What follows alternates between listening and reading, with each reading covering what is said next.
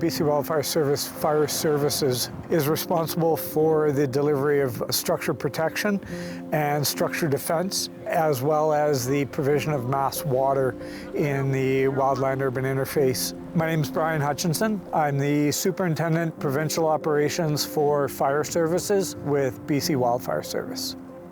What we've noticed over the past 5, 10, even 15 years is the increasing frequency with which wildfires are impacting communities. We at BC Wildfire Service have really leaned into investing into this discipline so that we can be better positioned to keep communities and people safe from the impacts of wildfire.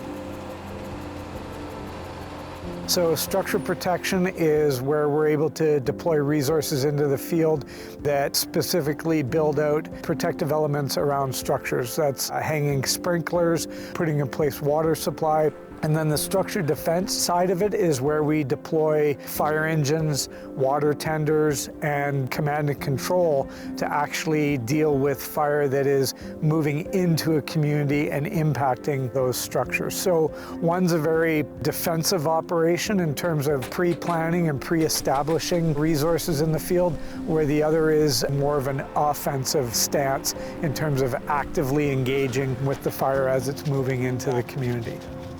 I'm Kayla Topping. I'm a structure protection specialist in Williams Lake in the Cariboo region. So we use various types of equipment in structural protection. We have our mass water units. That's going to be our Trident systems. They have massive reels, massive pumps on them. We as well have our Type 2 and Type 1 trailers. That's going to have your sprinkler units on them, as well as bladders and other tools that firefighters need to use in order to set up on structures in the province.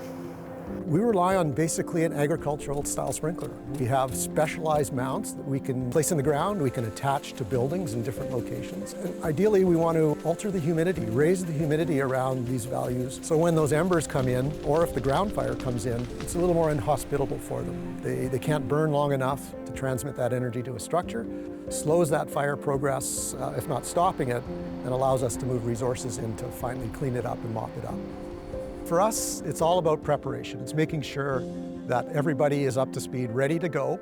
Our crews are going to be safe when they're out there. We want to make sure that they're going to be effective and efficient, whether we're going to use a sprinkler system or whether we're going to use fire trucks, or if we're going to do mitigation work, which is really effective as well. Clearing household combustibles, we could be moving fuels away from a structure, and sometimes that's all that it takes.